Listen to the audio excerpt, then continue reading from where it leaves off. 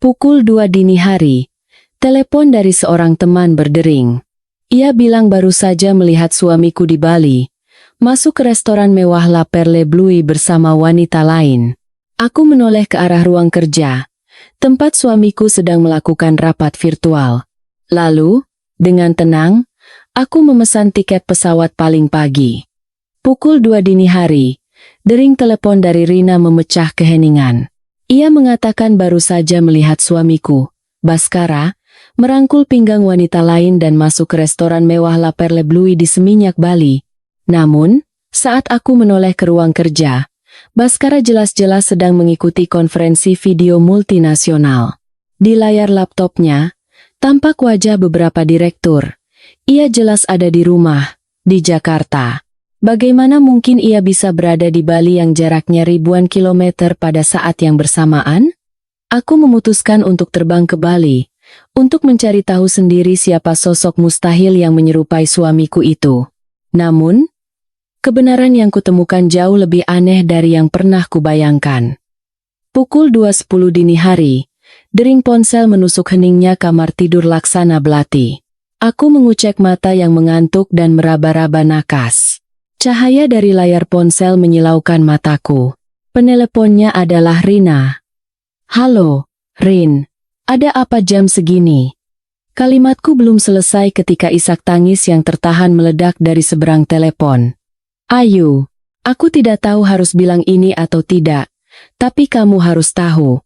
Seketika, kantukku lenyap. Aku terduduk tegak. Suaraku bergetar. "Kamu di mana? Ada apa?" "Aku di Bali. Baru saja keluar dari sebuah klub privat."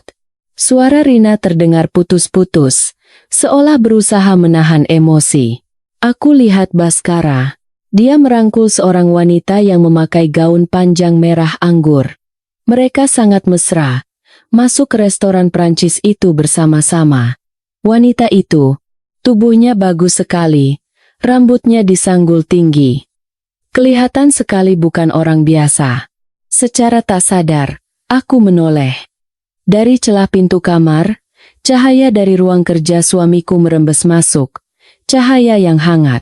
5 menit yang lalu, aku baru saja mengantarkan segelas susu hangat untuk suamiku, Baskara Wijaya. Dia sedang melakukan rapat virtual dengan kantor cabang Eropa. Di layar, ada wajah-wajah yang kukenal.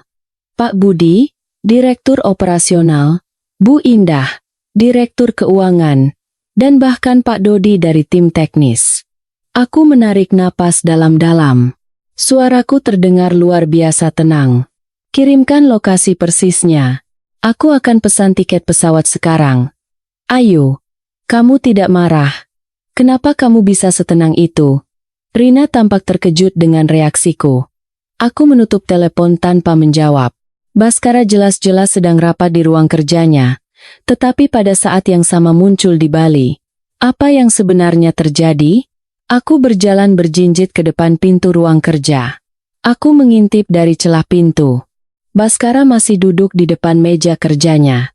Dia mengenakan piyama biru tua yang dilapisi kardigan rajut abu-abu. Dia sedang berbicara ke arah layar dengan ekspresi serius. Sesekali mencatat sesuatu di buku catatannya dengan pulpen. Di sudut kanan bawah layar, waktu terpampang jelas, 02.15. Bu Indah sedang melaporkan situasi keuangan kuartal terakhir. Sesekali Pak Budi menyela, sementara Pak Dodi diam-diam mencatat. Ini jelas rapat yang sesungguhnya, karena harus menyesuaikan dengan kemajuan proyek di kantor London. Perbedaan waktu memaksa mereka untuk rapat pada jam seperti ini. Aku kembali ke kamar. Dengan tangan yang sedikit gemetar, aku membuka ponsel. Rina sudah mengirimkan informasi lokasi. Sebuah restoran Prancis bernama La Perle Blue yang terletak di jalan utama Seminyak. Dia juga mengirimkan 3 foto. Fotonya agak buram dan pencahayaannya remang-remang, tapi aku bisa langsung mengenali punggung pria di foto itu. Mantel kasmir berwarna abu-abu arang itu adalah mantel yang khusus kuimpor dari Italia bulan lalu. Di ujung lengan mantelnya, ada pola sulaman kecil dengan desain yang kupilih sendiri. Pria di foto itu mengenakan mantel yang sama persis, sambil merangkul pinggang seorang wanita. Aku memperbesar foto itu untuk melihat wanita itu lebih jelas. Gaun panjang merah anggur, rambut disanggul tinggi, siluet profilnya tampak anggun dengan dagu yang lancip. Namun, karena sudut pengambilan gambar, wajahnya tidak terlihat jelas. Rin, kamu yakin? Aku mengirim pesan WhatsApp pada Rina. Ayu, kita sudah berteman berapa tahun? Masa aku tidak bisa mengenali Baskara? Balasan Rina datang dengan cepat, dan mantel itu, aku pernah melihatnya kan? Yang dari Italia itu, yang kamu pamerkan bulan lalu. Aku sampai iri setengah mati. Aku duduk termenung di tepi tempat tidur. Otakku berputar kencang. Jika Baskara sekarang ada di Bali, siapa pria yang ada di ruang kerja? Jika yang di ruang kerja adalah Baskara, lalu siapa pria yang ada di Bali? Aku teringat beberapa perilakunya yang aneh akhir-akhir ini. 2 minggu lalu, dia tiba-tiba mendaftar les menyelam. Padahal dulu dia paling benci masuk ke air. Minggu lalu, dia bilang ada pemeriksaan kesehatan eksekutif dari kantor. Tapi setahuku, pemeriksaan kesehatan kantor selalu diadakan setiap bulan April. Dan akhir-akhir ini dia selalu pulang larut malam, dengan alasan proyek baru sedang dalam tahap akhir dan dia harus mengawasinya secara langsung. Aku memutuskan untuk memeriksa satu hal terlebih dahulu. Aku membuka aplikasi sistem keamanan pintar di rumah melalui ponsel. Kami memasang CCTV di pintu depan, ruang makan, dan pintu masuk ruang kerja untuk mencegah pencurian. Aku mencari rekaman video hari ini dan memutarnya dengan cepat mulai dari pukul 6 sore.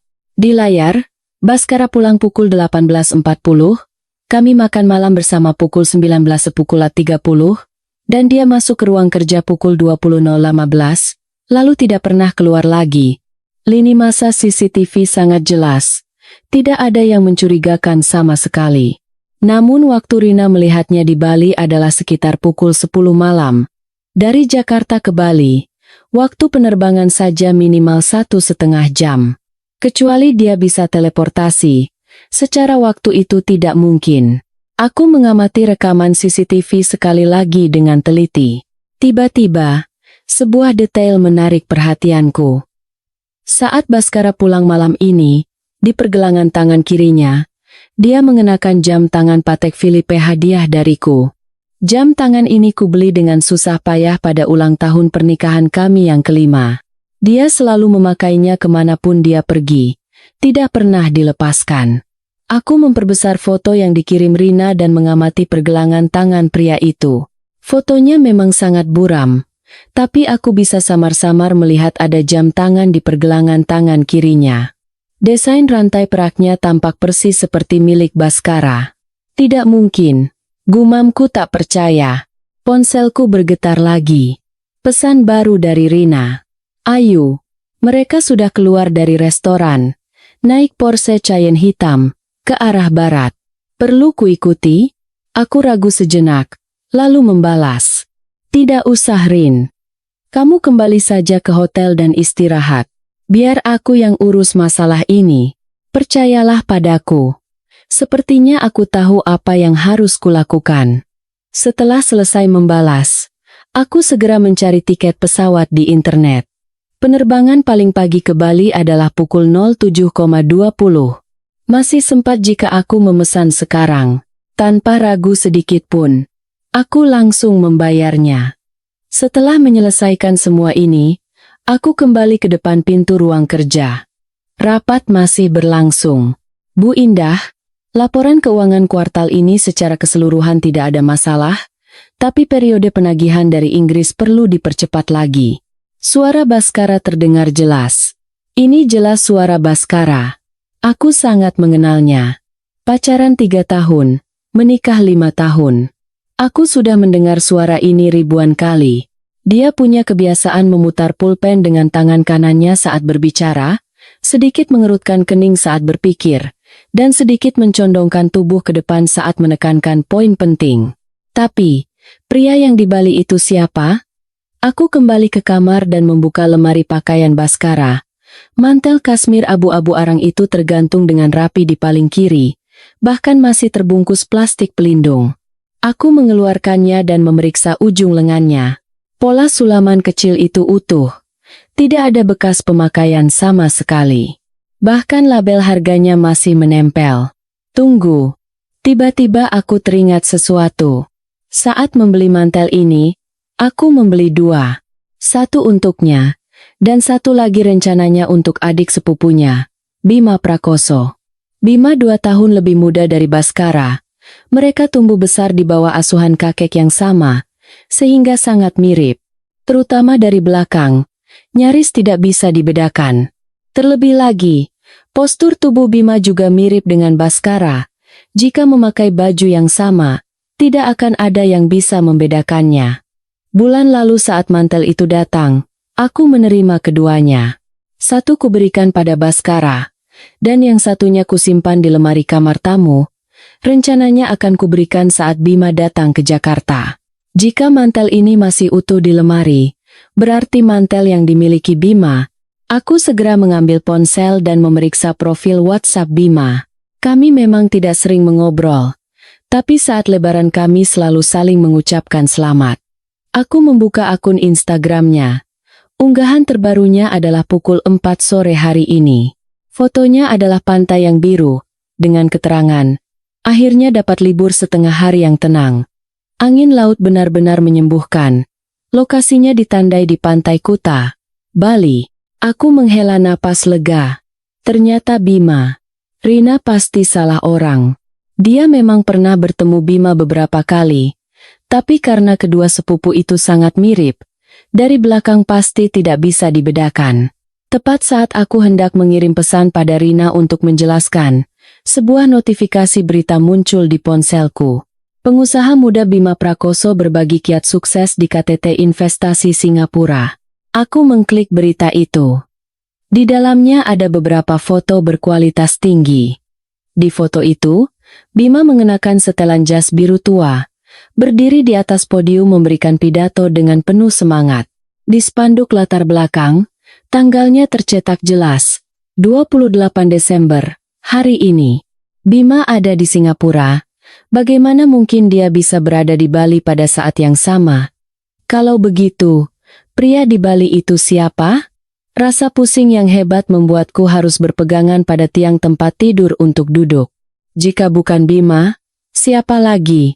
Mungkinkah itu benar-benar Baskara?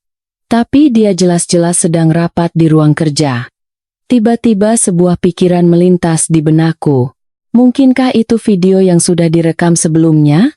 Tapi pikiran ini langsung kutepis. Tadi saat aku mengantarkan susu, dia menoleh ke arahku, tersenyum dan berkata, "Terima kasih.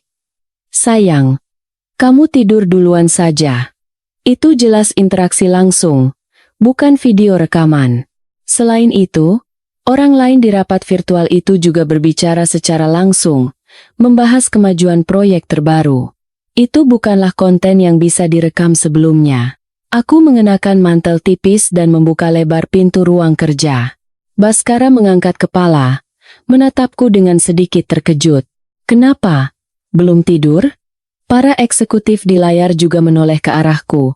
Bu Indah tersenyum dan menyapa. "Ibu Ayu, mau ikut begadang menemani Bapak rapat, ya?" Pasangan yang sangat panutan. Aku menatap tajam wajah Baskara, dan bertanya dengan penekanan pada setiap kata. "Kamu seharian ini ada di Jakarta, kan?" "Tentu saja. Aku di Jakarta." Baskara mengerutkan kening. "Kenapa? Ada masalah? Hari ini kamu pergi kemana saja?" "Pagi rapat di kantor. Makan siang dengan Pak Budi di kantin kantor. Sore bertemu satu investor.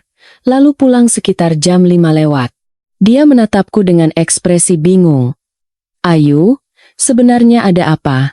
Aku tidak menjawab, hanya berkata, "Boleh pinjam ponselmu?" "Ponsel?"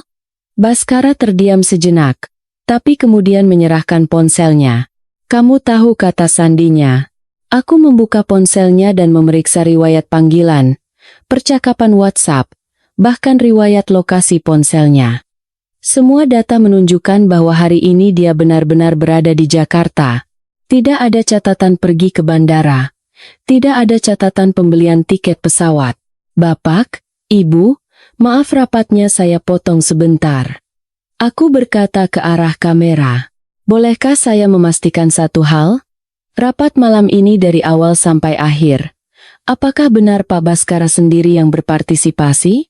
Bu Indah, Pak Budi, dan Pak Dodi semua tampak bingung. Akhirnya, Bu Indah angkat bicara. Tentu saja beliau sendiri, Bu. Kami sudah melihatnya terus-menerus sejak pukul 8 malam. Bu Ayu, apa ada masalah? Aku menarik napas dalam-dalam.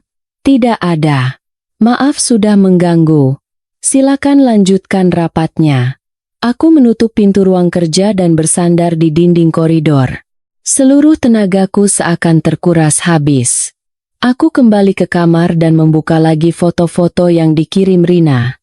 Aku perhatikan satu persatu dengan saksama. Punggung pria itu, mantel itu, proporsi tubuhnya, dan bahkan cara berjalannya. Semuanya persis seperti Baskara. Tapi CCTV menunjukkan dia di rumah, rekan-rekannya mengonfirmasi dia ikut rapat, dan riwayat lokasi ponselnya membuktikan dia di Jakarta. Lalu, pria di Bali itu siapa? Tiba-tiba, satu nama terlintas di benakku. Aditya Nugraha. Aditya adalah teman seangkatan Baskara di universitas dan sahabat karibnya. Yang lebih penting, penampilan dan postur tubuh Aditya memiliki beberapa kemiripan dengan Baskara. Dulu saat kuliah, orang sering salah mengenali mereka. Belakangan, Aditya pindah ke Bali untuk merintis usaha, dan kami sudah beberapa tahun tidak bertemu. Aku mencari profil WhatsApp Aditya. Profilnya diatur untuk hanya menampilkan status dalam 3 hari terakhir, jadi aku tidak bisa melihat apa-apa. Aku ragu sejenak, lalu mengiriminya pesan. Adit, apa kabar? Lagi sibuk apa? Aku menunggu sekitar 10 menit, tapi tidak ada balasan. Pukul 3.30 pagi. Aku tidak tahan lagi. Aku berbaring di tempat tidur, memaksa diri untuk tidur. Besok aku harus terbang ke Bali, jadi aku harus menyimpan tenaga. Tapi begitu memejamkan mata, berbagai adegan campur aduk di kepalaku. Sosok Baskara yang sedang rapat di ruang kerja, punggung pria yang merangkul wanita di Bali, dan mantel kasmir abu-abu arang itu. Dalam keadaan setengah sadar, aku mendengar suara pintu ruang kerja terbuka. Aku membuka mata.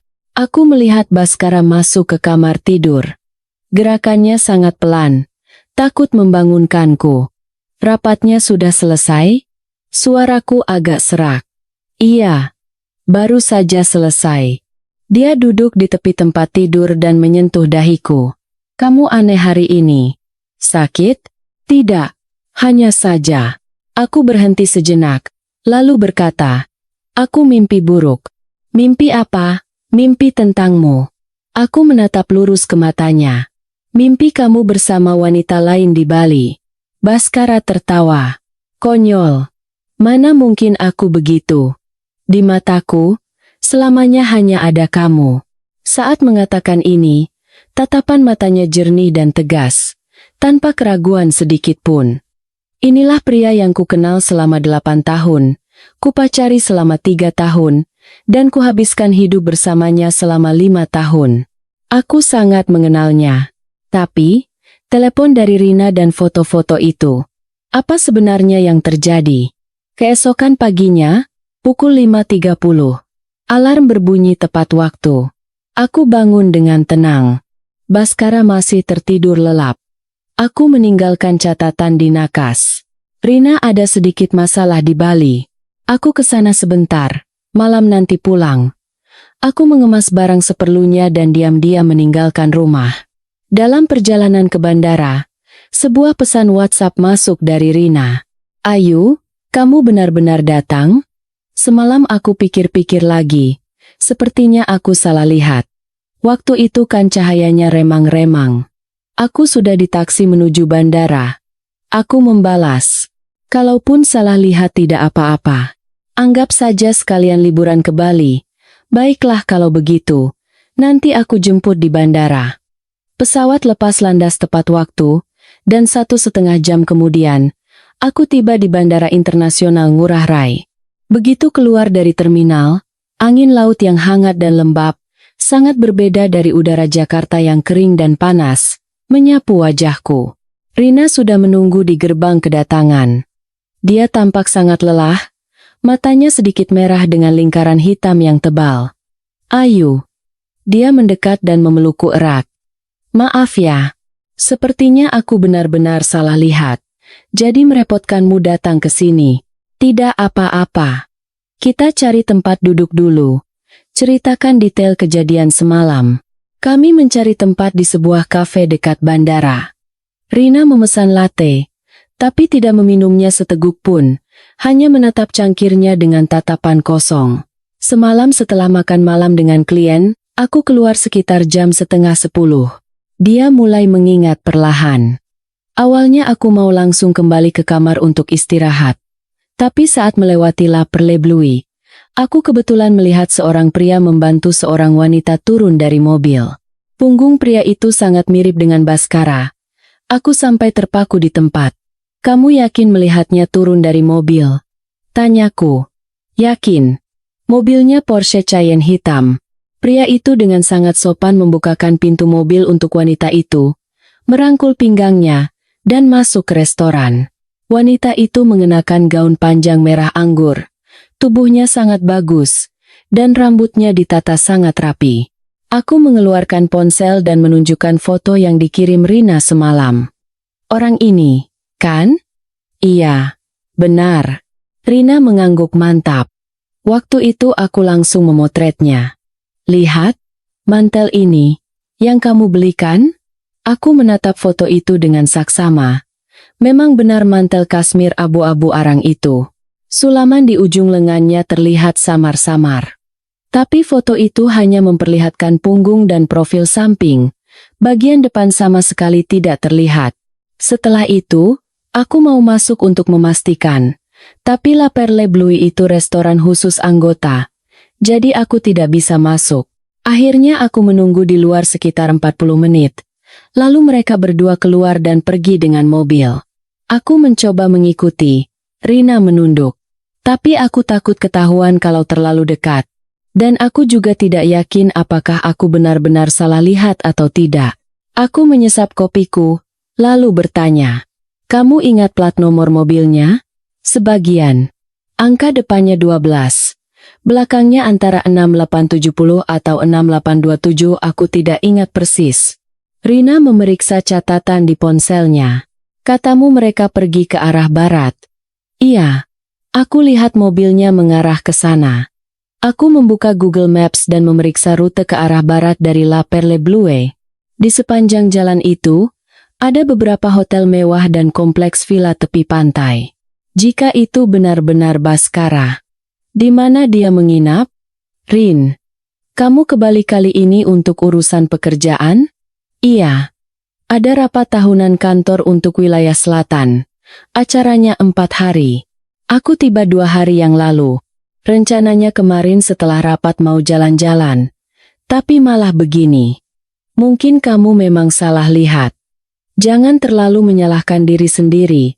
Aku menghiburnya. Tapi mantel itu, mungkin saja desainnya sama kan? Mantel abu-abu arang kan banyak. Mungkin hanya kebetulan. Aku mengatakan ini, tapi aku sendiri tidak percaya. Mantel itu adalah edisi terbatas. Hanya 50 buah di seluruh dunia. 1 ada di lemari rumah kami. Yang 1 lagi rencananya akan kuberikan pada Bima, tapi belum sempat kuberikan. Jika pria di Bali mengenakan mantel dengan desain yang sama, kemungkinannya hanya ada 2. Dia mencuri mantel itu, atau aku tidak mau memikirkannya lebih jauh. Ayo, kita coba ke La Perle Blue yuk. Yuk. Siapa tahu kita bisa dapat informasi. Usul Rina. Kami naik taksi ke La Perle Blue yuk. Tempat itu adalah sebuah klub privat yang sangat mewah. Fasadnya sederhana dan elegan, tapi kemewahan terpancar dari setiap sudut. Hanya dari taman di pintu masuknya saja sudah bisa ditebak betapa mahalnya tempat ini. Selamat siang. Apakah sudah reservasi? Seorang staf di pintu masuk dengan sopan menghentikan kami. Kami ingin bertanya. Semalam sekitar pukul 9:30, ada sepasang tamu yang makan di sini. Prianya mengenakan mantel abu-abu arang, dan wanitanya gaun panjang merah anggur. Aku mencoba memancing informasi. Mohon maaf, Bu. Kami tidak bisa memberikan informasi pelanggan. Staf itu tersenyum sambil menolak. Sikapnya sangat tegas. Aku berpikir sejenak, lalu mengeluarkan ponsel dan menunjukkan foto Baskara. Apakah bapak ini datang semalam? Staf itu melirik sekilas, lalu menggelengkan kepala. Maaf, Bu. Saya tidak bertugas semalam, jadi saya tidak tahu. Dan kalaupun saya tahu, saya tidak bisa memberitahukannya. Itu peraturan kami. Cara ini sepertinya tidak berhasil. Kami meninggalkan La Perle Blue dan berjalan-jalan di sekitarnya. Di area ini, ada banyak restoran dan hotel mewah, tempat yang sering dikunjungi oleh kalangan atas dan pebisnis. Kita coba ke arah barat, kata Rina. Katanya mobil mereka ke arah sana. Aku mengangguk. Kami naik taksi ke sebuah kompleks villa di sebelah barat. Di sini ada beberapa villa tepi pantai paling mewah, dan lingkungannya sangat tenang. Tapi mencari satu orang di area seluas ini sama saja seperti mencari jarum di tumpukan jerami. Ayu, bagaimana kalau kita lapor polisi saja? Usul Rina. Kalau itu benar-benar Baskara. Jangan lapor polisi, potongku. Aku punya rencana sendiri.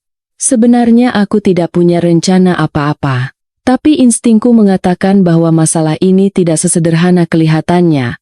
Jika gegabah melapor, masalahnya bisa jadi lebih rumit. Kami menghabiskan setengah hari berkeliling area itu tanpa hasil. Menjelang matahari terbenam, Rina menyarankan agar kami kembali ke hotel untuk istirahat. Kamu menginap di tempatku saja. Aku pesan kamar suite. Ada 2 kamar tidur. Aku setuju. Setibanya di hotel, aku mengirim pesan WhatsApp pada Baskara. Aku sudah sampai di Bali. Urusan Rina agak rumit. Sepertinya aku harus menginap semalam. Balasan dari Baskara datang dengan cepat. Oke, sayang. Hati-hati ya. Perlu aku susul ke sana? Tidak usah. Tidak apa-apa. Kamu kerja saja yang rajin. Jaga Rina baik-baik. Kalau ada apa-apa, telepon aku kapan saja. Membaca percakapan ini, hatiku terasa campur aduk. Jika pria itu benar-benar Baskara, bagaimana mungkin dia bisa dengan begitu tenangnya mengobrol denganku? Tapi jika bukan dia, kenapa ada orang yang mengenakan mantel unik itu? Malam harinya, Rina memesan makanan melalui aplikasi. Kami duduk di balkon, memandangi pemandangan malam di luar jendela. Tak ada yang bicara. Ayu, jangan-jangan. Rina memulai, tapi tidak melanjutkan. Jangan-jangan apa? Jangan-jangan Baskara punya saudara kembar. Atau adik yang tidak kamu ketahui. Aku tersenyum pahit. Dia hanya punya satu adik sepupu, Bima Prakoso.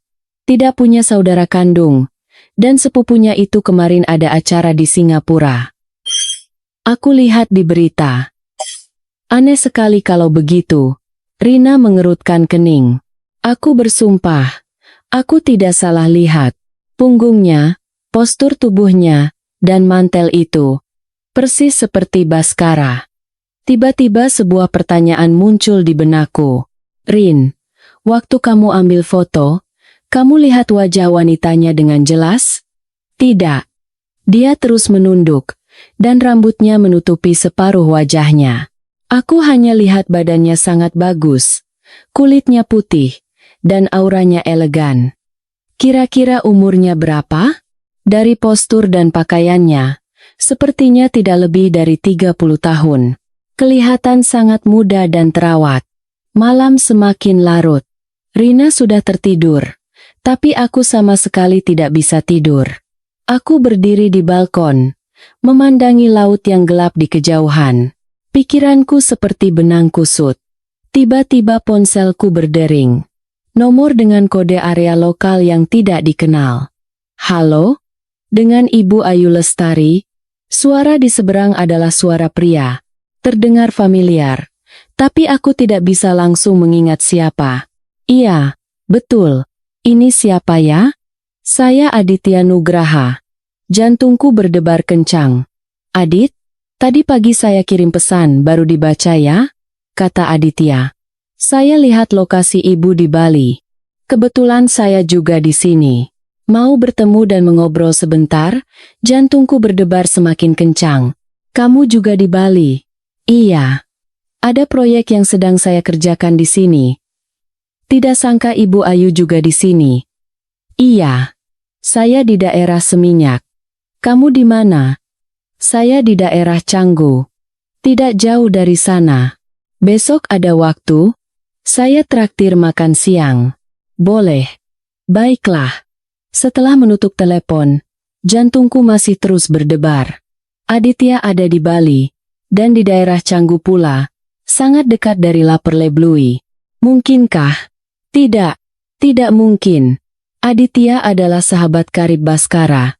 Tidak mungkin dia melakukan hal seperti itu. Setahuku, dia sudah menikah, dan istrinya adalah teman masa kecilnya. Tapi punggung itu. Tiba-tiba sebuah kemungkinan mengerikan terlintas di benakku. Jika orang itu bukan Baskara, bukan Bima, tapi Aditya, Aditya dan Baskara memang memiliki beberapa kemiripan. Jika memakai baju yang sama, dari belakang akan sangat sulit dibedakan. Tapi kenapa Aditya memakai baju Baskara? Mantel itu jelas ada di tanganku. Tunggu sebentar. Aku teringat sesuatu. Bulan lalu saat aku membeli mantel itu secara online, toko tersebut mengatakan bahwa produk ini adalah edisi terbatas, hanya dibuat 50 buah di seluruh dunia. Mungkinkah Aditya juga membeli desain yang sama? Kemungkinan ini sangat mungkin terjadi.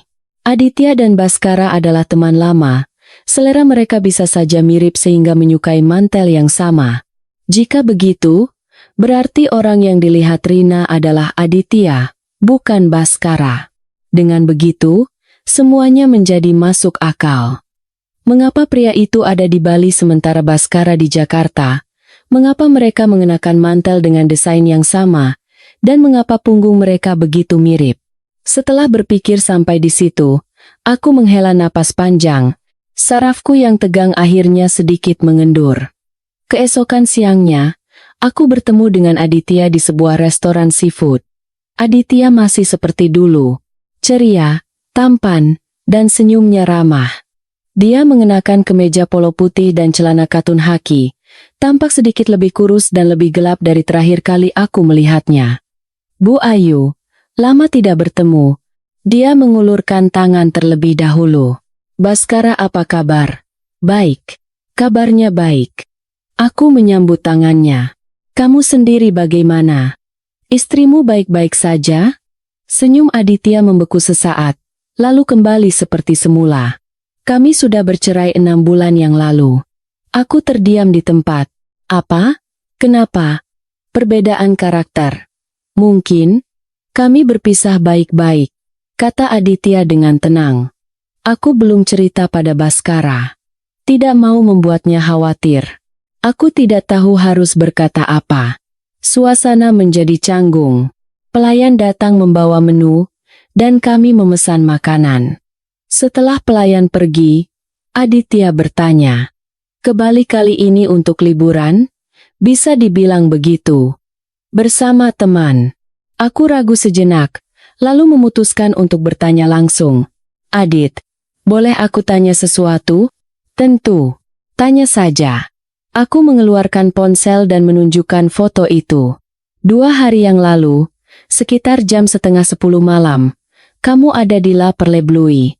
Aditya melirik foto itu. Ekspresinya berubah tipis. Dari mana ibu dapat foto ini? Jantungku mencelos. Jadi itu benar kamu? Iya, betul. Aditya mengaku dengan tenang.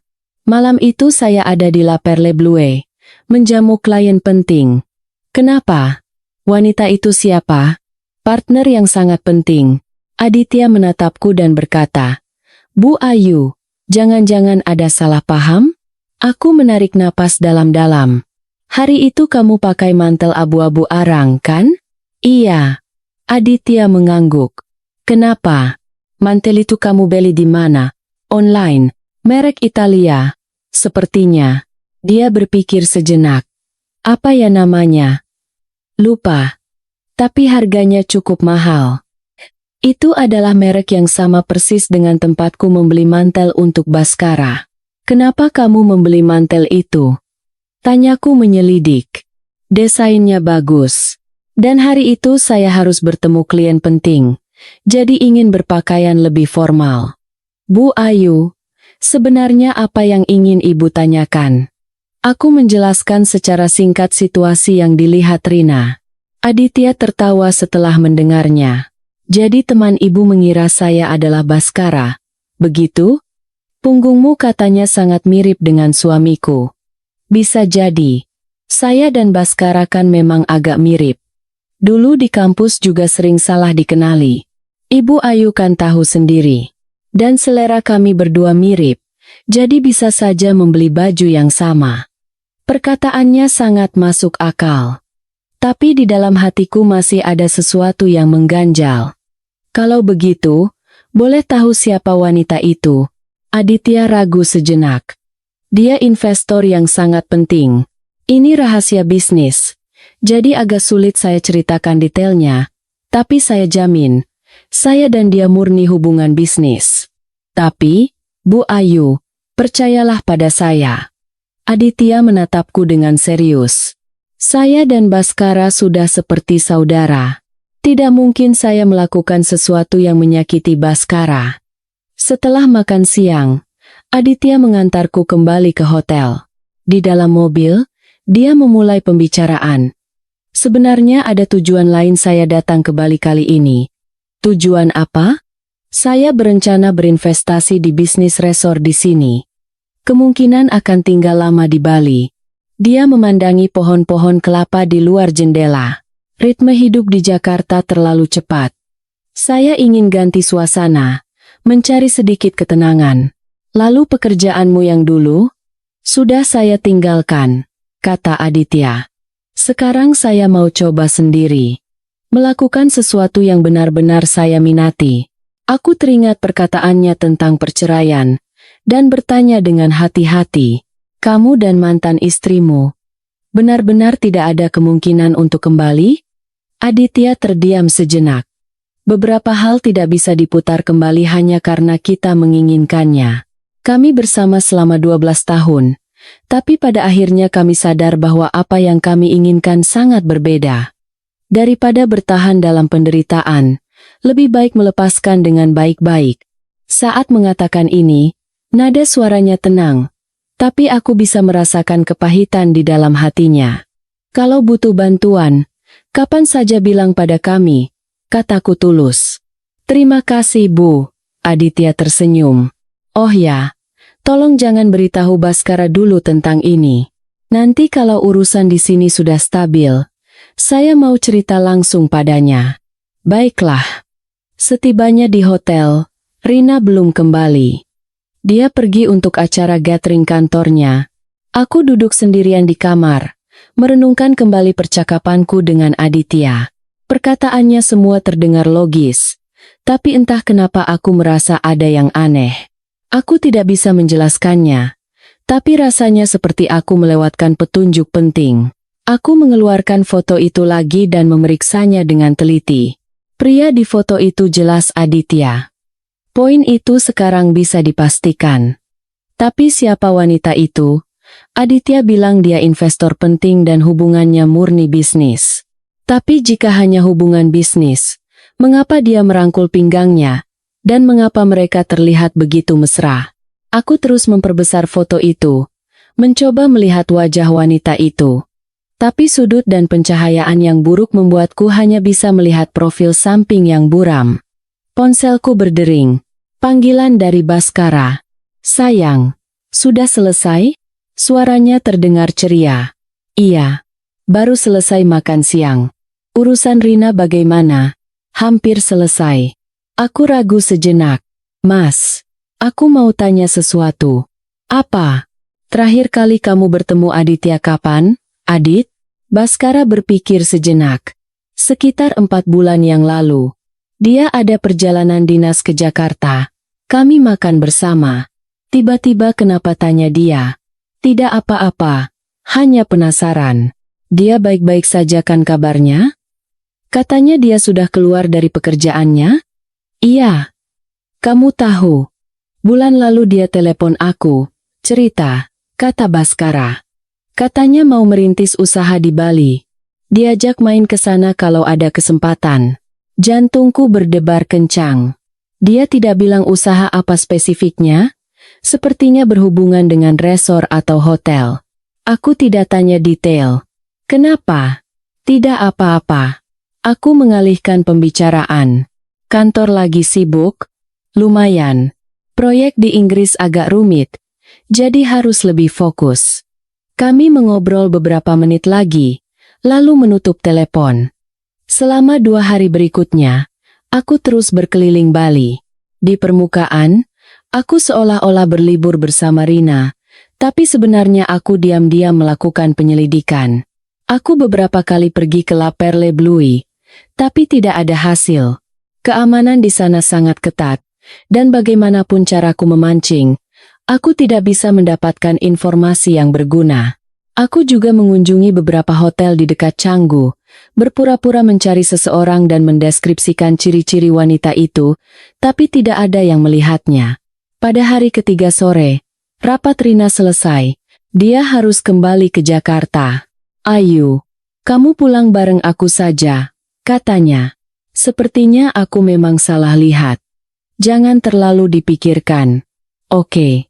Aku tinggal sehari lagi, baru pulang. Setelah mengantar Rina, aku kembali lagi ke daerah Canggu. Kali ini bukan ke La Perle Blue, tapi ke sebuah kompleks villa tepi pantai di dekatnya. Aditya bilang dia berinvestasi di Bali. Mungkinkah properti di sekitar sini termasuk di dalamnya? Aku berkeliling kantor pemasaran, berpura-pura mencari rumah. Agen pemasaran sangat ramah memperkenalkan kompleks itu dan bahkan menunjukkan rumah contoh. Apakah baru-baru ini ada pelanggan bermarga Nugraha? Tanyaku sambil lalu. Pak Nugraha? Mata agen itu berbinar. Iya, ada. Pak Aditya Nugraha minggu lalu baru saja membeli 1 unit villa tepi pantai di sini, bayar tunai penuh. Jantungku berdebar kencang. Dia datang sendiri. Tidak, Bu. Datang bersama pacarnya. Agen itu tersenyum. Wanita itu cantik sekali. Kelihatan sekali orangnya berkelas. Bisa tolong gambarkan seperti apa wanita itu? Siapa tahu saya kenal. Usianya sekitar 27 atau 28 tahun. Rambutnya panjang, kulitnya sangat putih. Badannya juga bagus. Agen itu mencoba mengingat. Hari itu dia memakai gaun terusan warna merah anggur. Sangat anggun dan modis. Gaun merah anggur. Seketika, bayangan wanita di foto itu muncul di benakku. Wajahnya memang tidak terlihat jelas. Tapi postur tubuhnya, warna kulitnya, rambut panjangnya, dan gaun merah anggur itu, semuanya cocok. Anda ingat kapan mereka datang? Aku berusaha menjaga suara agar tetap tenang. Sebentar, saya cek dulu. Agen itu memeriksa catatan di komputernya. Tanggal 26 Desember, Kamis sore minggu lalu. 26 Desember. Tepat sehari setelah Rina menyaksikan kejadian itu. Apakah wanita itu mengatakan sesuatu? Dia tidak banyak bicara, Bu. Kebanyakan Pak Aditya yang berdiskusi detail dengan kami, kata agen itu. Tapi saya perhatikan, di jarinya ada cincin yang sangat indah. Sepertinya cincin berlian. Mungkin mereka sudah bertunangan. Telapak tanganku mulai berkeringat dingin. Cincin seperti apa? Berliannya berbentuk oval. Sepertinya sekitar 2 atau 3 karat. Pengerjaannya sangat halus. Pasti cincin mahal. Telingaku berdengung. Deskripsi itu sangat mirip dengan cincin yang pernah kulihat sebelumnya. Aku meninggalkan kantor pemasaran dan duduk lama di jalan setapak tepi pantai. Angin laut terasa dingin di wajahku, tapi aku tidak merasakannya sama sekali. Aditya membeli rumah di Bali bersama seorang wanita. Ciri-ciri wanita itu sangat cocok dengan wanita di foto. Tapi Aditya bilang dia sudah bercerai. Dia bilang hubungannya dengan wanita itu hanya bisnis. Jika hanya hubungan bisnis, mengapa mereka membeli villa bersama? Villa tepi pantai, dan dibayar tunai penuh. Aku teringat perkataan Aditya bahwa dia akan merintis usaha dan tinggal lama di Bali. Jika untuk usaha, apakah harus membeli villa? Bukankah bisa menyewa? Kecuali dia memang berencana untuk menetap di sini, bersama seseorang. Siapa wanita itu sebenarnya? Aku mengeluarkan ponsel. Setelah ragu cukup lama, akhirnya aku menelepon Aditya. Bu Ayu? Dia langsung mengangkat. Ada apa? Adit, kamu beli rumah di Bali? Tanyaku langsung. Hening beberapa detik di seberang telepon. Tahu dari mana? Kebetulan dengar. Kataku. Katanya kamu mau merintis usaha? Kenapa beli villa? Itu. Aditya berhenti bicara. Bu Ayu, itu urusan pribadi saya. Aku tahu ini urusan pribadimu. Aku hanya khawatir. Aku berusaha menjaga nada suaraku senatural mungkin. Kamu sendirian di Bali, kami semua khawatir.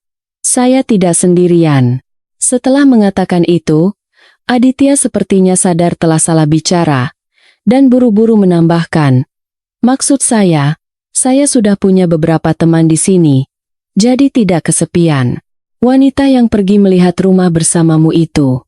Bu Ayu, potong Aditya. Nada suaranya menjadi tegas. Sebenarnya apa yang ingin ibu tanyakan? Aku menarik napas dalam-dalam.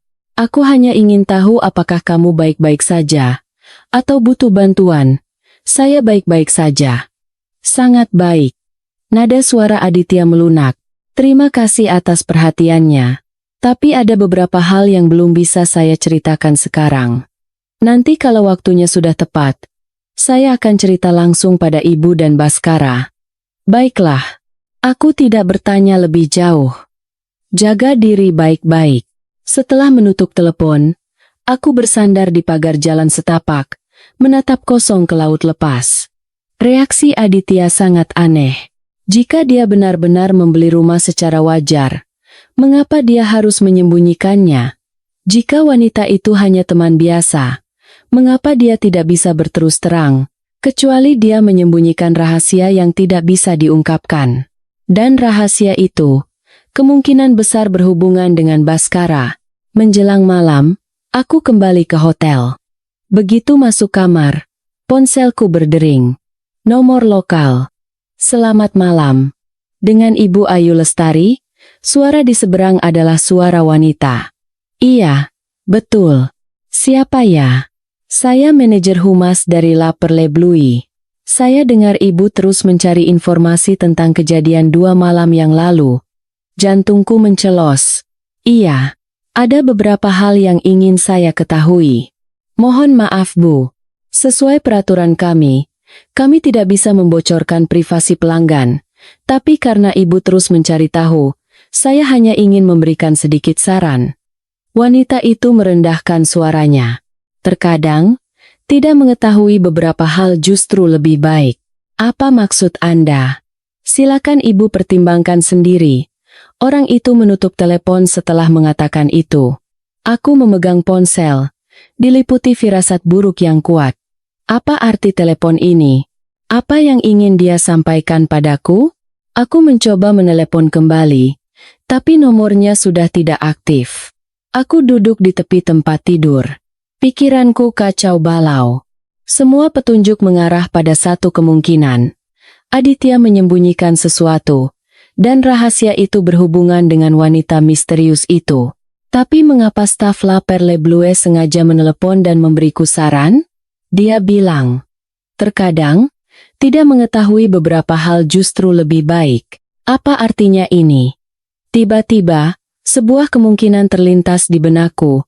Sebuah kemungkinan yang tidak berani kupikirkan dalam-dalam.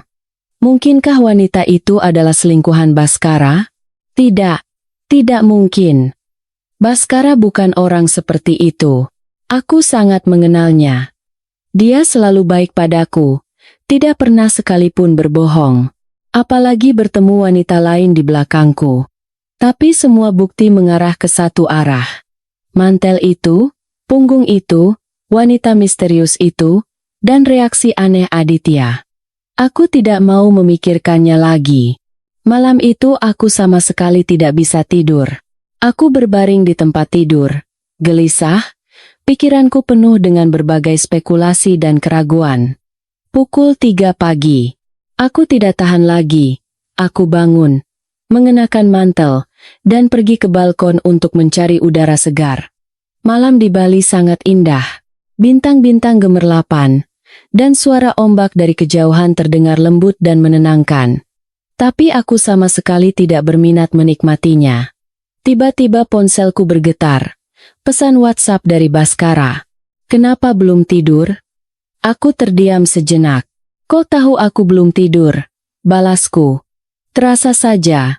Dia mengirim stiker tersenyum. Kalau kamu tidak bisa tidur, aku juga tidak bisa. Mungkin kita punya telepati. Mataku tiba-tiba terasa panas. Inilah ikatan di antara kami. Meskipun terpisah ribuan kilometer, kami bisa merasakan keadaan satu sama lain. Lagi mikirin apa? Tanyanya. Aku ragu cukup lama. Akhirnya aku mengetik sebaris kalimat. Mas, kalau suatu saat aku tahu sebuah kebenaran yang tidak baik, kamu akan bagaimana? Kebenaran yang tidak baik. Maksudnya? Hanya masalah kepercayaan. Telepon langsung berdering. Ayu, sebenarnya ada apa? Suara Baskara terdengar penuh kekhawatiran dan kecemasan.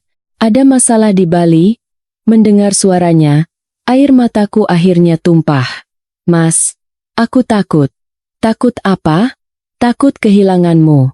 Takut kepercayaan di antara kita hancur. Konyol, kamu tidak akan kehilanganku. Suara Baskara sangat lembut. Apapun yang terjadi, aku akan selalu di sisimu.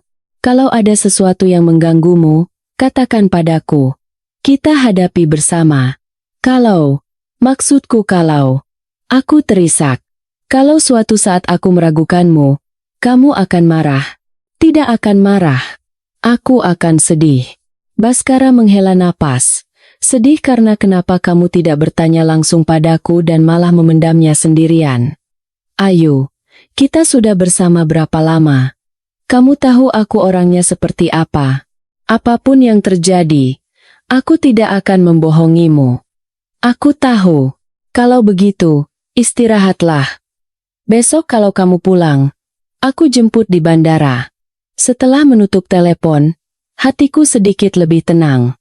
Mungkin aku memang terlalu banyak berpikir. Mungkin semuanya hanya kebetulan. Keesokan paginya, aku check out dan bersiap pergi ke bandara untuk penerbangan ke Jakarta. Saat menyeret koper ke lobi hotel, aku melihat punggung yang familiar, Aditya. Dia sedang check-in di meja resepsionis, dan di sebelahnya berdiri seorang wanita. Wanita itu mengenakan gaun terusan putih, dengan rambut panjang tergerai. Profil sampingnya tampak anggun dan cantik. Aku tanpa sadar bersembunyi di balik pilar, diam-diam mengamati mereka. Aditya sedang berbicara dengan staf resepsionis, sementara wanita itu menunduk melihat ponselnya. Sesaat kemudian, staf memberikan kartu kamar pada Aditya, dan mereka berdua berjalan menuju lift. Saat mereka berbalik, aku akhirnya melihat wajah wanita itu dengan jelas. Seketika, seluruh tubuhku membeku. Wajah itu bukan hanya pernah kulihat, tapi sangat familiar. Dia adalah wakil direktur baru di perusahaan Baskara, Clara Santoso. Aku pernah bertemu dengannya beberapa kali. Suatu kali di acara akhir tahun perusahaan, Baskara memperkenalkannya padaku, seorang talenta elit yang kembali dari kantor cabang London.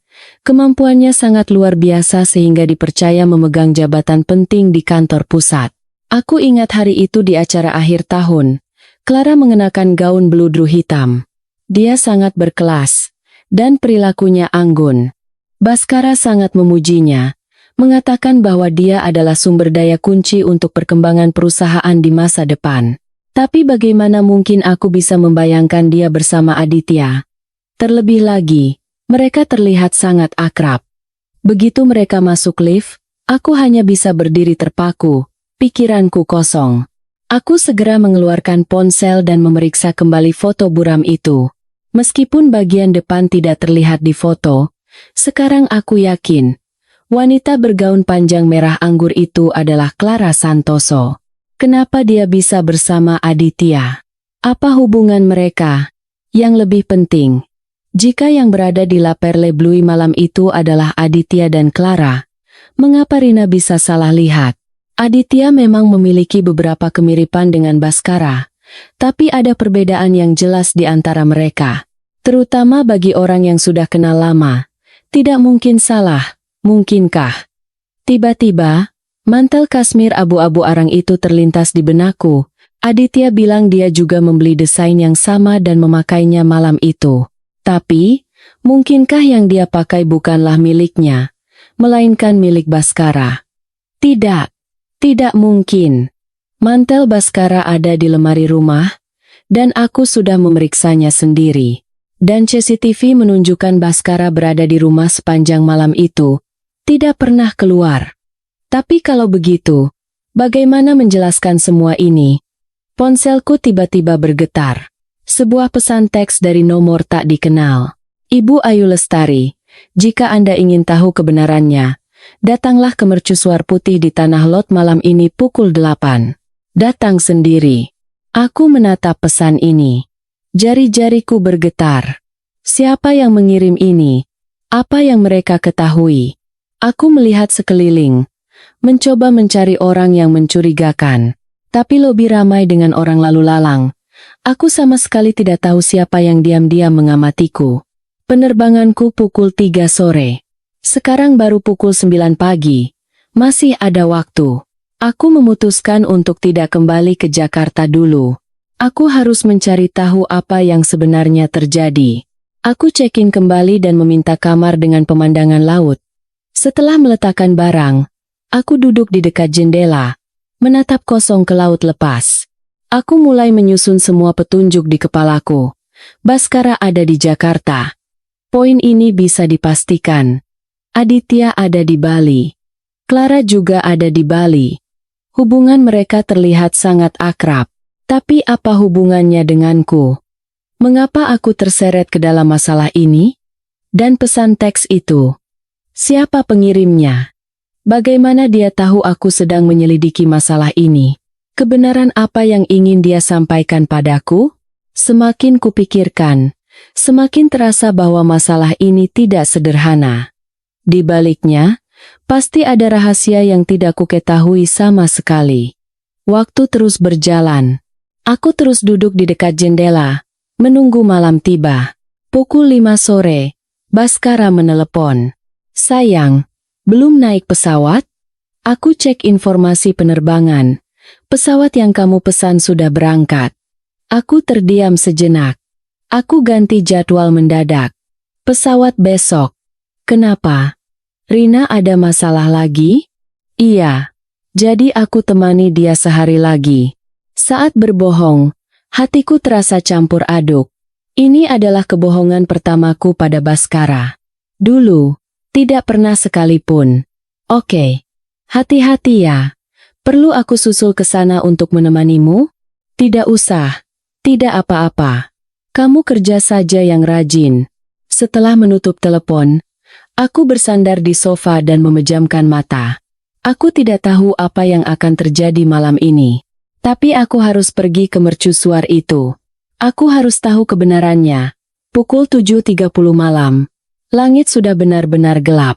Aku berganti pakaian dengan warna gelap, mengikat rambutku, membawa tas kecil, dan diam-diam meninggalkan hotel. Mercusuar Putih di Tanah Lot. Aku mencarinya di peta, jaraknya sekitar 20 menit berkendara dari hotel. Itu adalah mercusuar yang cukup tua, konon dibangun pada masa penjajahan Belanda. Sekarang sudah tidak digunakan lagi dan menjadi objek wisata. Tapi pada malam hari hampir tidak ada pengunjung. Suasananya sangat sepi. Aku memanggil taksi dan memberitahu tujuanku. Sopirnya seorang pria parubaya. Setelah mendengar alamatnya, dia terdiam sejenak. Nona, sendirian ke sana? Malam-malam gelap dan berbahaya loh. Tidak apa-apa. Ada janji. Sopir itu tidak berkata apa-apa lagi dan mulai menjalankan mobil. Sepanjang perjalanan, jantungku berdebar kencang. Telapak tanganku basah oleh keringat. Aku tidak tahu apa yang menantiku, tapi aku harus pergi. Semua kejadian beberapa hari terakhir ini seperti benang kusut yang menjerat hatiku, membuatku sulit bernapas. Aku butuh jawaban. Meskipun jawaban itu mungkin akan menyakitkan. 20 menit kemudian, taksi berhenti di pinggir jalan kecil yang sepi. Sudah sampai, Nona. Mercusuarnya di depan, di pantai itu. Sopir menunjuk ke depan. Benar mau turun? Mau saya tunggu? Tidak usah, Pak. Terima kasih. Aku membayar ongkos taksi dan turun. Di depanku terhampar pantai yang gelap gulita. Siluet mercusuar terlihat samar-samar di kejauhan. Ombak memecah di pantai, menimbulkan suara yang ritmis, dan udara dipenuhi aroma garam yang lembab. Aku menarik napas dalam-dalam dan melangkah menuju mercusuar. Pasir pantai terasa lembut di bawah kakiku. Aku menyalakan senter ponsel untuk menerangi jalan. Setelah berjalan sekitar 5 menit, akhirnya mercusuar itu muncul di hadapanku. Bangunan berbentuk silinder setinggi sekitar 20 meter. Seluruhnya dicat putih, dengan lampu yang sudah padam di puncaknya. Tidak ada penerangan di sekitar mercusuar, hanya cahaya bulan yang menyinarinya dengan warna perak. Aku berdiri di bawah mercusuar, melihat sekeliling. Permisi, ada orang. Suaraku tersapu oleh angin laut. Tidak ada jawaban. Aku memeriksa ponsel. Waktu menunjukkan pukul 7.55. 5 menit lagi menuju waktu janji. Aku bersandar di dinding mercusuar, menunggu dengan tenang. Tepat pukul 8, seberkas cahaya senter menyorot dari kejauhan. Aku tanpa sadar menyipitkan mata dan menutupi wajahku dari cahaya. Ibu Ayu Lestari, Anda sudah datang. Suara seorang wanita terdengar dari balik cahaya itu. Aku mengenali suara ini. Wanita yang meneleponku sore tadi, manajer humas La Perle Blue. Ternyata Anda. Aku sedikit terkejut. Mengapa Anda memanggil saya ke sini? Wanita itu mendekat dan mematikan senternya. Di bawah cahaya bulan, aku akhirnya bisa melihat wajahnya. Usianya sekitar awal 30-an, rambutnya pendek, wajahnya rapi, dengan sorot mata yang sedikit lelah. Nama saya Santi Wulandari. Dia memperkenalkan diri. Saya sudah bekerja di La Perle Blue selama 3 tahun. Mengapa Anda memberitahu saya semua ini? Karena saya berutang kebenaran pada Anda. Santi menghela napas. Atau mungkin, saya berutang kebenaran pada banyak orang. Apa maksud Anda? Jantungku berdebar semakin kencang. Ibu Ayu, apakah Anda tahu siapa pria yang makan malam di La Perle Blue malam itu? Aditya Nugraha, jawabku. Saya sudah bertemu dengannya. Dia sendiri yang mengaku berada di sana malam itu. Santi menggelengkan kepala. Bukan. Pria yang ada di La Perle Blue malam itu bukan Aditya. Aku terpaku di tempat. Apa maksud Anda? Pria itu adalah Baskara Wijaya.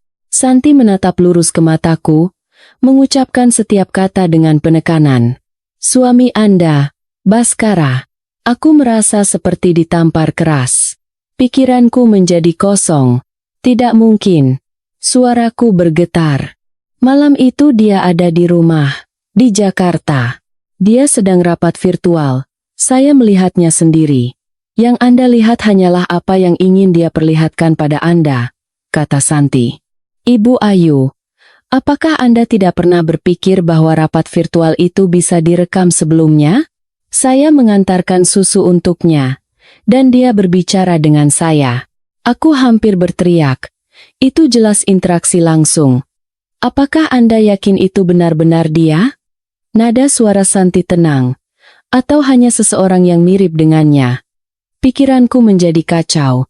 Seseorang yang mirip dengannya? Aditya? Tidak. Meskipun Aditya dan Baskara mirip, orang yang sudah kenal lama pasti bisa membedakannya. Dan malam itu, aku jelas melihat wajah Baskara. Tunggu sebentar.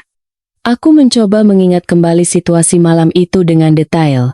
Saat aku mengantarkan susu, dia menoleh ke arahku, tersenyum dan berkata, "Terima kasih, sayang. Kamu tidur duluan saja." Tapi saat itu, pencahayaan di ruang kerja rimang-rimang, dan dia membelakangi jendela, jadi sebenarnya aku tidak melihat wajahnya dengan begitu jelas. "Anda mulai ragu, bukan?" kata Santi. "Ibu Ayu, saya akan beritahu Anda kebenarannya. Malam itu, Baskara benar-benar ada di Bali. Dia makan malam bersama Clara Santoso di La Perle Blue, lalu pergi ke villa di Canggu, dan yang membuat alibi untuknya di Jakarta adalah Aditya. Duniaku seakan runtuh. Aditya yang membuat alibi untuknya di Jakarta? Benar." Santi mengangguk. "Orang yang rapat di ruang kerja rumah Anda malam itu adalah Aditya. Dia mengenakan pakaian Baskara, menggunakan laptop Baskara, dan menghadiri rapat virtual itu dengan identitas Baskara." "Bagaimana bisa?" Suaraku bergetar. Orang-orang di rapat itu semua kenal Baskara. Bagaimana mungkin mereka tidak bisa membedakannya? Karena mereka semua adalah orang-orang Baskara, kata Santi. "Pak Budi, Bu Indah, Pak Dodi. Mereka semua tahu tentang ini. Mereka bersekongkol dengan Aditya untuk memainkan sebuah sandiwara. Hanya agar Anda percaya bahwa Baskara berada di Jakarta sepanjang malam itu." Aku terduduk di pasir pantai. Kakiku lemas tak bertenaga. CCTV, rapat virtual, riwayat lokasi ponsel, semuanya adalah kebohongan yang dirancang dengan rapi. Kenapa? Air mataku mengalir deras tak terbendung. Kenapa dia melakukan ini? Apa hubungannya dengan Clara? Santi terdiam sejenak, lalu berkata, "Clara Santoso adalah cinta pertama Baskara. Mereka putus 10 tahun yang lalu, dan kembali bersama 3 tahun yang lalu. Selama 3 tahun terakhir, mereka bertemu secara diam-diam. 3 tahun. 3 tahun penuh. Aku dan Baskara sudah menikah selama 5 tahun, dan dia sudah bertemu dengan Clara secara diam-diam selama 3 tahun. Artinya, sejak tahun kedua pernikahan kami, dia sudah mengkhianatiku. Selama 3 tahun terakhir, semua ucapan aku cinta kamu, semua tatapan lembut, semua pelukan hangat, semuanya palsu. Bagaimana Anda tahu semua ini?" Aku mengangkat kepala, menatap Santi. "Mengapa Anda memberitahukannya padaku?" Santi duduk di sampingku, memandangi laut di kejauhan. "Karena saya juga korban." Suaranya terdengar pahit. 3 tahun yang lalu, Baskara datang ke La Perle Blue untuk urusan kerja sama proyek. Saat itu, saya hanya seorang staf biasa, muda, naif, dan mudah ditipu. Dia baik pada saya, mengucapkan segala macam kata-kata manis. Dia bilang pernikahannya hanya bisnis, dan di hatinya hanya ada saya. Saya percaya padanya, dan kami menjalin hubungan selama 2 tahun. Baru belakangan saya tahu bahwa dia juga menjalin hubungan dengan Clara pada saat yang bersamaan. Saya hanyalah salah satu dari sekian banyak selingkuhannya. Aku terpaku di tempat. Sekian banyak selingkuhan? Santi tersenyum pahit. Selain saya dan Clara, dia punya setidaknya 1 selingkuhan lagi. 1 di Surabaya, 1 di Bandung, dan 1 lagi di luar negeri. Dia punya wanita di setiap kota, dan Anda, sebagai istri sah, hanyalah alat untuk menjaga citranya. Jantungku terasa seperti disayat pisau, sakitnya membuatku sulit bernapas. Lalu Aditya? Aku bertanya dengan susah payah. Mengapa dia membantu Baskara? Karena mereka adalah komunitas kepentingan, kata Santi. Perusahaan Aditya berutang besar pada Baskara. Jika tidak membantunya, perusahaannya akan bangkrut. Dan Aditya sendiri tidak bersih. Ada hubungan yang tidak bisa diungkapkan antara dia dan Clara. Aditya dan Clara, aku terbelalak. Tadi saya baru saja melihat mereka check-in bersama di hotel. Iya, mereka pacaran. Santi mengangguk. Tapi itu tidak menghalangi Clara untuk menjalin hubungan dengan Baskara pada saat yang bersamaan. Di dunia ini, kesetiaan adalah hal yang paling murah. Aku merasa seperti terjebak dalam pusaran raksasa, semakin dalam dan dalam. Baskara, Aditya, Clara. Seberapa rumit hubungan di antara mereka? Lalu adegan yang dilihat teman saya, Rina. Aku berusaha tetap tenang. Malam itu yang diperlebelui Baskara atau Aditya? Baskara, kata Santi dengan yakin. Saya melihatnya sendiri. Malam itu kebetulan saya sedang bertugas. Dia dan Clara datang bersama. Mengenakan mantel abu-abu arang itu, merangkul pinggangnya. Mereka sangat mesra. Tapi Aditya bilang malam itu adalah dia. Itu bohong, potong Santi. Mereka sudah bersekongkol. Jika Anda bertanya, Aditya akan mengaku bahwa dialah yang berada di Laperlebelui malam itu, menanggung kesalahan Baskara.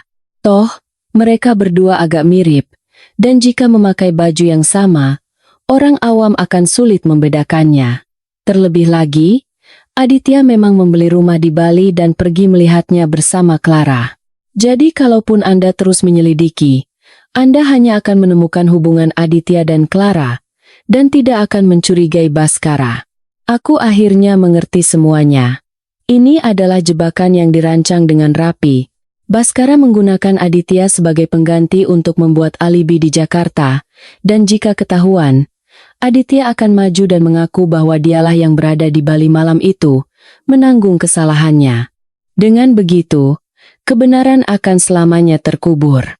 Apakah ada bukti? Aku menyeka air mata di wajahku, berusaha berpikir serasional mungkin. Apakah ada bukti untuk semua yang Anda katakan? Santi mengeluarkan sebuah USB dari tasnya. Di sini ada rekaman CCTV Laperlebelui malam itu. Wajah Baskara dan Clara terekam dengan jelas. Dan ada juga foto yang diam-diam saya ambil saat mereka berada di villa. Dia menyerahkan USB itu padaku.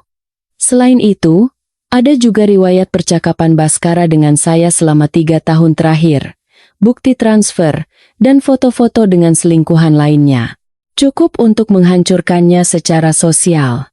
Aku menerima USB itu. Jari-jariku bergetar.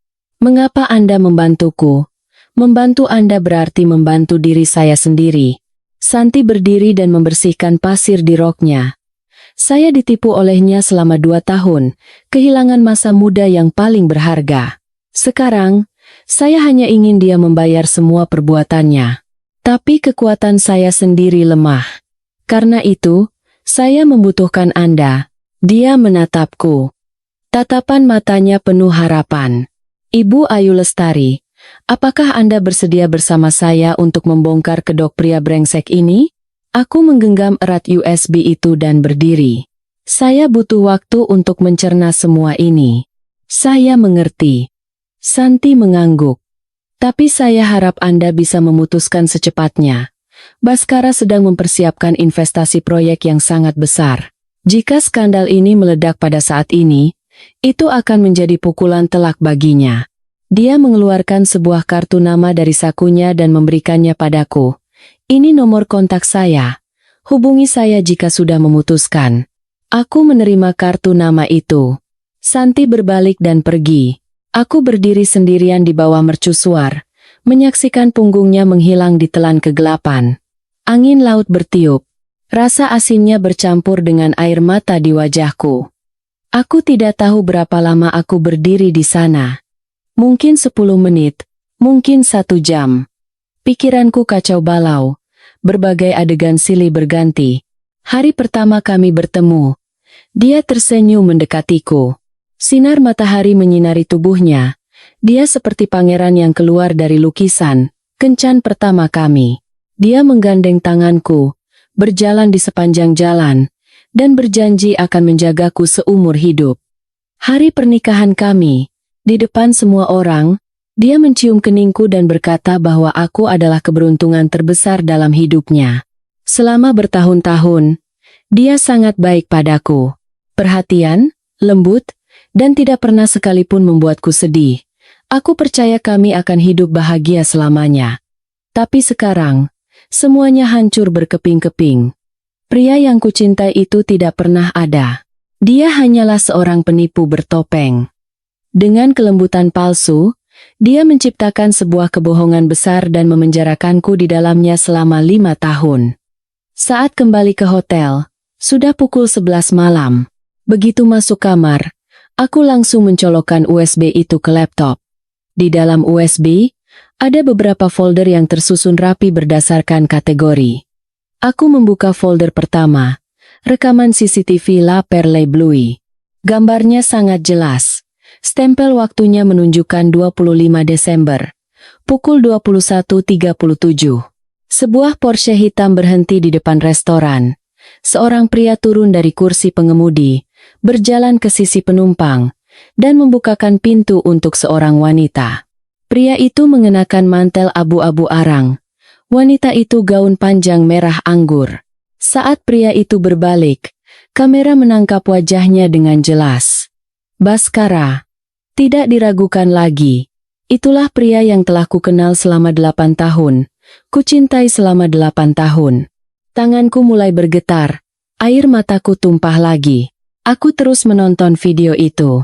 Folder kedua berisi foto. Lokasi pemotretan adalah sebuah villa tepi pantai. Di foto itu, Baskara dan Clara berdiri berdampingan di depan jendela besar, membelakangi kamera, memandangi laut di luar. Di foto lain, mereka duduk berhadapan di sofa. Clara bersandar di pelukan Baskara. Tangan mereka saling bertautan erat. Ada foto yang lebih parah. Baskara mencium kening Clara. Gerakan itu persis sama seperti saat dia menciumku. Perutku mual. Rasanya ingin muntah. Aku menahan rasa mual itu dan terus memeriksa file-file lainnya. Riwayat percakapan, bukti transfer, catatan menginap di hotel. Semuanya adalah bukti yang tak terbantahkan. Baskara dan Clara memang telah menjalin hubungan selama 3 tahun. Dan dia juga punya selingkuhan lain. Semua yang dikatakan Santi adalah benar. Aku duduk di depan komputer semalaman. Aku melihat semua isi USB itu. Saat fajar menyingsing, mataku merah dan bengkak. Tapi pikiranku lebih jernih dari sebelumnya. Aku tahu apa yang harus kulakukan. Aku membuka ponsel dan mengirim pesan pada Rina. Rin, aku benar. Malam itu kamu tidak salah lihat. Balasan dari Rina datang dengan cepat. Ayu, apa yang kamu temukan? Aku tidak menjawab, melainkan meneleponnya. Aku menceritakan semua kejadian semalam. Apa yang dikatakan Santi, dan bukti-bukti di dalam USB. Di seberang telepon, Rina terdiam cukup lama. Ayu, apa yang akan kamu lakukan? Kamu akan menceraikannya? Suaraku tenang. Tapi sebelum bercerai, aku akan membuatnya membayar semua perbuatannya. Kamu akan membongkarnya bersama Santi itu? Tidak. Aku punya rencana sendiri.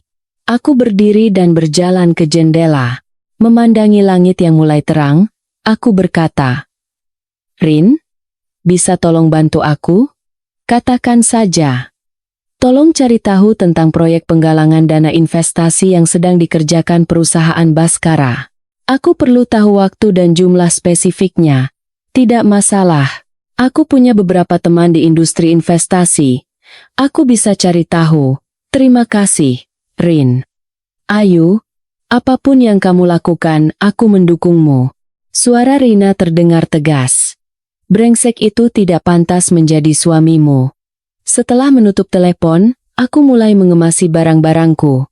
Aku harus kembali ke Jakarta. Pertarungan selanjutnya harus dilakukan di Jakarta. Pukul 12 siang, aku naik pesawat menuju Jakarta. Saat pesawat lepas landas, aku menoleh ke belakang, memandangi Bali. Kota ini telah mengubah hidupku sepenuhnya. 1,5 jam kemudian, pesawat mendarat di Bandara Soekarno-Hatta. Begitu keluar dari terminal, aku langsung mengenali Baskara yang sedang menunggu di gerbang kedatangan.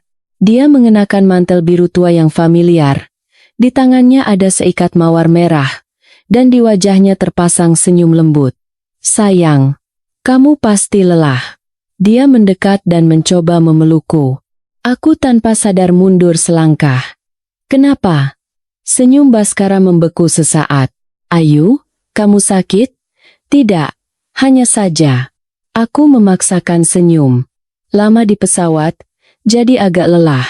Kalau begitu kita pulang dulu, istirahat." Baskara mengambil koperku dan menggandeng tanganku. Tangannya masih sehangat dulu, tapi aku tahu, kehangatan ini palsu. Sama seperti seluruh dirinya yang palsu, aku mengikutinya berjalan ke tempat parkir. Dalam hati aku terus berkata, "Ayu, tenang. Harus lebih tenang.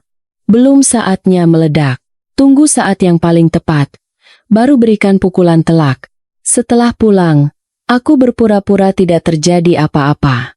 Aku memasak, mencuci, dan mengobrol dengan Baskara. Aku melakukan semua tugasku seperti biasa, dengan senyum lembut di wajah. Tapi hanya aku yang tahu, setiap detiknya adalah siksaan bagiku. Setiap kali melihat wajahnya, di benakku muncul foto-foto itu. Adegan dia dan Clara berpelukan, berciuman, membuatku mual ingin muntah. Tapi aku menahannya. Aku tahu, semakin lama aku menahannya, balas dendamku akan semakin kejam. 3 hari kemudian, Rina menelepon. "Ayu, aku sudah dapat informasinya. Perusahaan Baskara akan mengadakan acara penandatanganan kontrak investasi penting tanggal 15 bulan depan. Perkiraan dana investasinya 500 miliar rupiah. Acaranya diadakan di mana? Hotel Indonesia Kempinski, Jakarta. Nanti akan banyak media dan investor yang hadir. Bagus." Sudut bibirku sedikit terangkat. "Rin, tolong satu hal lagi. Katakan saja. Tolong hubungkan aku dengan beberapa wartawan yang bisa dipercaya, terutama yang tidak segan memberitakan skandal perusahaan." "Ayu, jangan-jangan kamu." Aku menarik napas dalam-dalam. Aku akan membongkar kedoknya di depan semua orang, pada saat dia berada di puncak kejayaannya. Selama 2 minggu berikutnya, aku diam-diam mempersiapkan segalanya. Aku menyusun kembali semua bukti di dalam USB, memilih yang paling merusak. Rekaman CCTV, foto, riwayat percakapan. Semuanya cukup untuk menghancurkan Baskara secara sosial. Aku juga berkonsultasi dengan pengacara, menanyakan prosedur perceraian. Pengacara mengatakan, dengan bukti perselingkuhan yang jelas, aku tidak hanya bisa bercerai dengan lancar, tapi juga mendapatkan tunjangan yang cukup besar. Yang lebih penting, dalam perjanjian pranikah yang dibuat Baskara, ada klausul yang menyatakan bahwa jika dia berselingkuh, 30% saham perusahaannya akan otomatis menjadi milikku. Perjanjian ini adalah sesuatu yang aku tekankan saat itu. Baskara saat itu dengan mudah menyetujuinya, mengatakan, "Toh aku tidak akan pernah selingkuh." Memikirkannya sekarang, rasanya sangat ironis. Sehari sebelum acara penandatanganan, Santi menelepon. "Ibu Ayu, sudah siap? Sudah siap? Apa rencana Anda? Besok di acara penandatanganan, saya akan membongkarnya di depan semua orang." Suaraku tenang. Dengan begitu, media akan merekam semuanya dan menyebarkannya ke seluruh dunia. "Anda tidak takut dia akan balas dendam?" "Takut." Aku mengaku. Tapi lebih dari rasa takut, aku tidak mau melihatnya terus hidup seolah-olah tidak terjadi apa-apa. "Saya mengerti." Suara Santi terdengar penuh kekaguman. "Ibu Ayu, semoga berhasil." Tanggal 15 November, hari acara penandatanganan. Ballroom Hotel Indonesia Kempinski penuh sesak. Di mana-mana ada wartawan dan investor. Baskara mengenakan setelan jas rapi, berdiri di atas panggung utama, memberikan pidato dengan penuh kemenangan. Di belakangnya, ada logo perusahaan yang besar dan slogan investasi 500 miliar, lompatan baru. Aku mengenakan setelan hitam, duduk di sudut ballroom. Di tanganku, aku menggenggam sebuah amplop. Di dalamnya ada bukti perselingkuhan Baskara, foto, salinan percakapan, dan penjelasan detail. Sebentar lagi, aku akan membagikannya kepada semua wartawan yang hadir. Pidato Baskara berlangsung sekitar 20 menit. Setelah pidato, acara penandatanganan dimulai. Dia berjabat tangan dengan perwakilan perusahaan investasi, menandatangani kontrak, dan mengangkat gelas sampannya.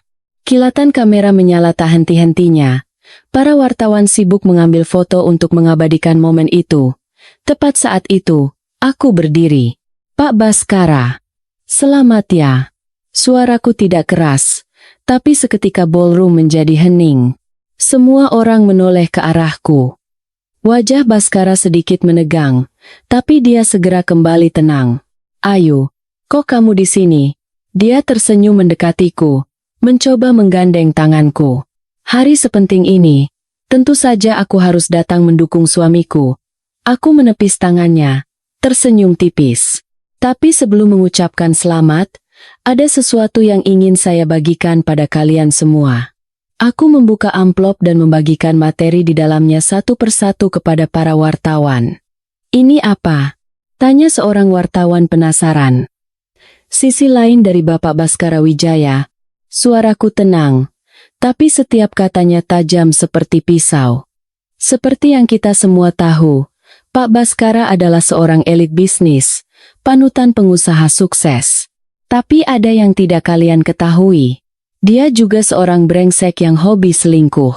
Ballroom mulai bergemuruh. Wajah Baskara seketika pucat pasi. Ayu, kamu bicara apa? Dia berusaha tetap tenang, mendekatiku.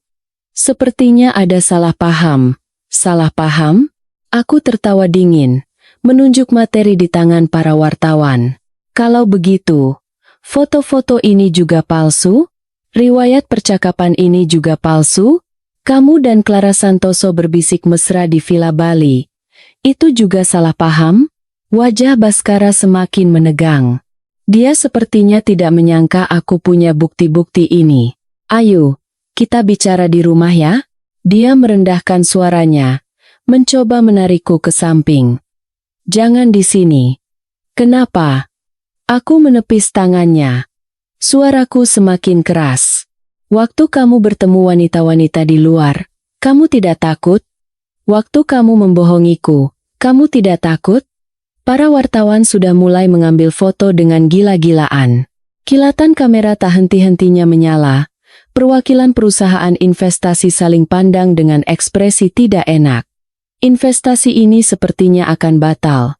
Kejadian setelahnya seperti badai yang tak terkendali. Berita menyebar dengan cepat.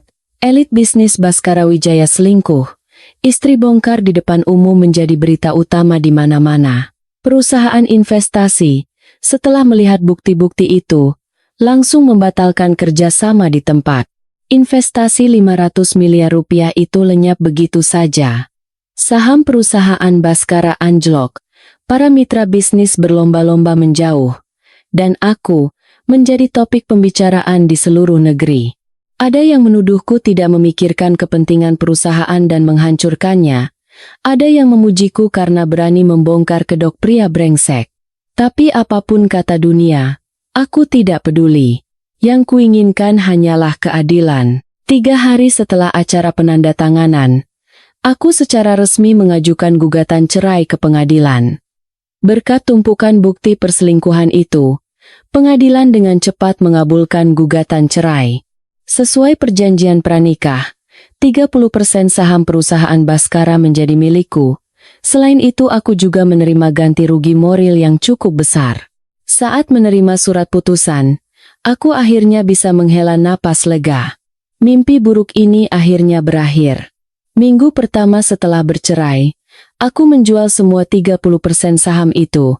Meskipun harga saham anjlok sehingga aku tidak mendapat harga tinggi, uang yang kudapat cukup untuk hidup tanpa khawatir seumur hidup. Dengan uang itu, aku membeli sebuah apartemen kecil di Jakarta dan memulai hidup baru. Hari-hari tanpa Baskara ternyata jauh lebih ringan.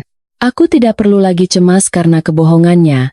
Tidak perlu lagi menebak-nebak apakah dia sedang berselingkuh setiap kali dia pulang terlambat.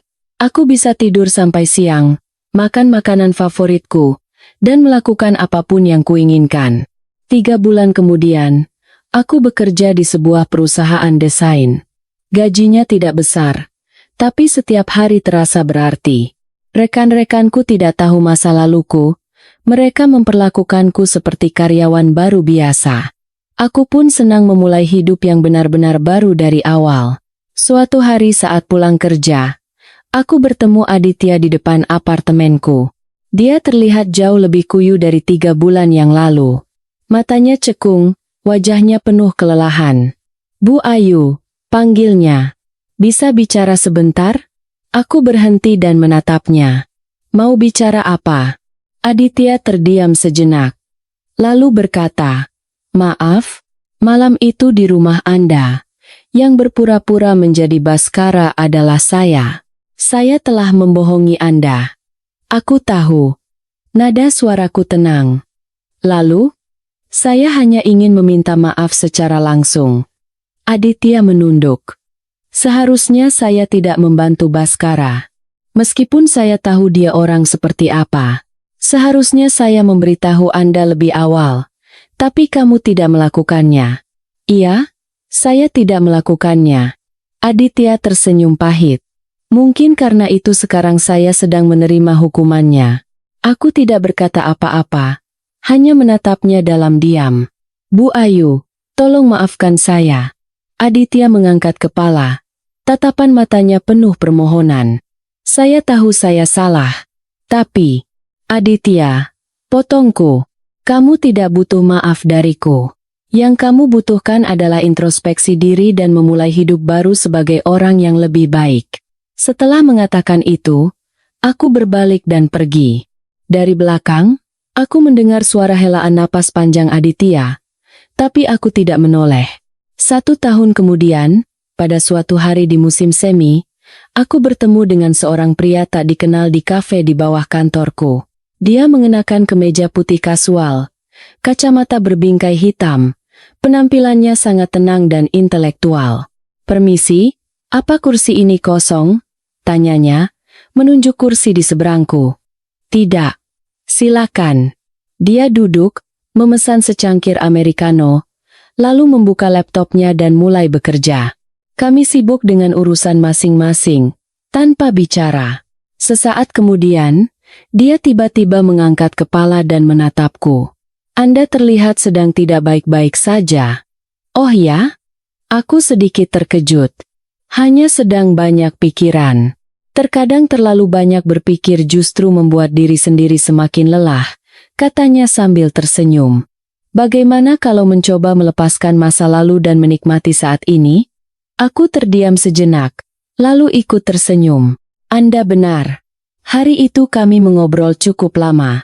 Namanya Reza Mahendra, seorang penulis lepas, suka jalan-jalan dan fotografi. Senyumnya hangat, dan saat berbicara, dia menatap mata lawan bicaranya dengan serius. Sangat berbeda dari Baskara. Saat akan berpisah, dia bertanya padaku, lain kali, kalau ada kesempatan, bolehkah kita minum kopi bersama lagi? Aku berpikir sejenak, lalu mengangguk. Boleh. Kejadian setelahnya berjalan seperti semua cerita indah lainnya. Reza menjadi pacarku, lalu suamiku. Kami bepergian bersama, melihat matahari terbit dan terbenam bersama, mengalami suka duka kehidupan bersama. Dia tidak sempurna, tapi dia tulus. Saat aku sedih, dia memelukku. Saat aku senang, dia ikut senang bersamaku. Dia tidak mengucapkan kata-kata cinta yang muluk-muluk, tapi dari setiap tindakannya, aku bisa merasakan cintanya. Suatu hari, kami berbaring di kursi balkon, memandangi bintang. Reza tiba-tiba bertanya, Ayu, kamu pernah menyesal? Menyesal apa? Dulu, membongkar skandal Baskara seperti itu. Aku berpikir sejenak, lalu menggelengkan kepala. Tidak menyesal. Kalau dulu aku memilih diam, mungkin sekarang aku masih hidup menderita dalam kebohongan itu. Berkat keberanianku saat itu, aku bisa bertemu denganmu. Reza menoleh dan mencium keningku. Ayu, terima kasih sudah memilihku. Aku bersandar di pelukannya, memandangi langit yang penuh bintang. Senyum mengembang di bibirku. Satu panggilan telepon di tengah malam itu telah mengubah takdirku. Panggilan itu membuatku melihat kedok seseorang, dan juga membuatku menemukan kebahagiaan sejatiku. Dering telepon pukul 2 dini hari itu pernah menjadi awal dari sebuah mimpi buruk, tapi jika direnungkan kembali, itu adalah awal dari sebuah kehidupan yang baru.